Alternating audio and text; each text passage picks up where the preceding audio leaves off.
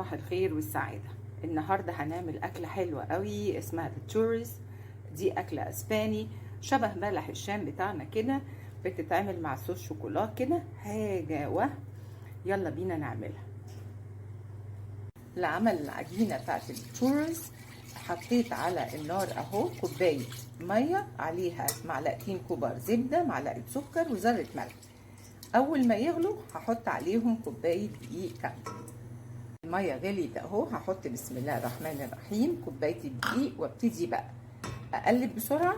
اوكي، وانا موطيه النار خالص اهي، وابتدي اسوي العجينه بتاعتي دي لمده دقيقتين 3 لغايه لما تسيب الحله تماما.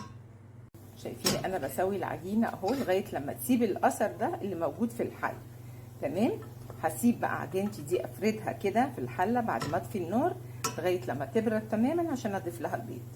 العجينه بتبرد، حطيت هنا نص كوبايه سكر على معلقه قرفه، قطعت الورق الزبده اللي هحط عليه التشوريز عشان اقليه، وحضرت البايبنج باج اللي هعمل بيها التشوريز شبه بتاعه بلح الشام بالظبط.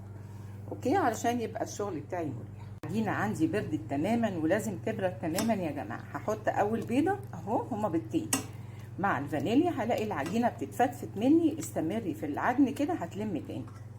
حطيت العجينه اهي على الورق الزبده، وهنبتدي بقى نحط الزيت بتاعنا على النار يبقى درجه حراره متوسطه، ونبتدي نقليه. هبتدي بقى اقلي التشوريز كده، هحطه زي ما هو بالورقه بتاعته. تمام، النار متوسطه يا جماعه مش عاليه، والزيت مش بيقدح قوي، الزيت برضو درجه حرارته متوسطه. دقيقتين كده هبتدي اسحب الورقه بتاعت الزبده.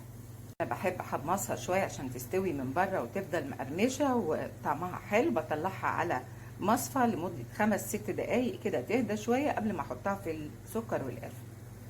لعمل الصوص الشوكولا انا هنا حطيت ربع كوبايه كريمه اللي هي كريمه الطهي. تمام، وحطيت عليها 5 معالق شوكولاته خام. هستمر في التقليب كده، انا عايزه كميه صوص قليله لغايه لما الشوكولاته بتاعتي تدوب. انا عايزه بس اوري لكم كده، والله حاجه كده بتجيب السعاده بصراحه. يعني شايفين حاجه تحفه، اعملوها تحفه ان شاء الله تعجب.